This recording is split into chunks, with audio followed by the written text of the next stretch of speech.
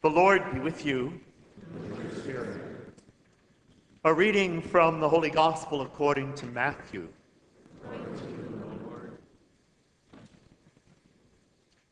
When John the Baptist heard in prison of the works of Christ, he sent his disciples to Jesus with this question: "Are you the one who is to come, or shall we look for another?" Jesus said to them in reply, "Go and tell John what you hear and see. The blind regain their sight, the lame walk, lepers are cleansed, the deaf hear, the dead are raised, and the poor have the good news proclaimed to them. And blessed is the one who takes no offense at me." Now, as they were going off, Jesus began to speak to the crowds about John. "What did you go out to the desert to see? A reed swayed by the wind? No. What did you go out to see? Someone dressed in fine clothing? Those who wear fine clothing are in royal palaces. So then, why did you go out? To see a prophet?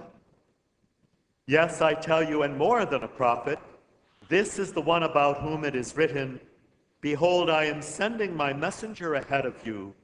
He will prepare your way before you.'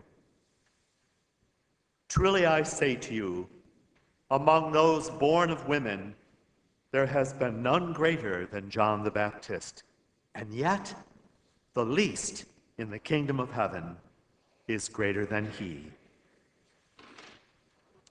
The Gospel of the Lord. Praise to you, Lord Jesus Christ.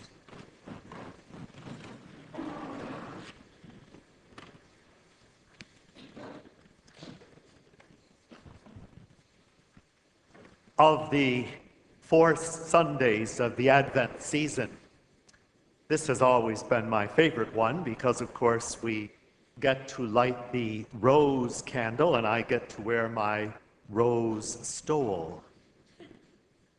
And even more importantly, we get to hear those very important words from the letter of James about patience. But before we reflect on those words, I think we should begin with the beautiful words of the prophet Isaiah, a reflection on the glory of the coming of the Lord. Isaiah dreams of a time when feeble hands will be strengthened and weak knees will be made firm.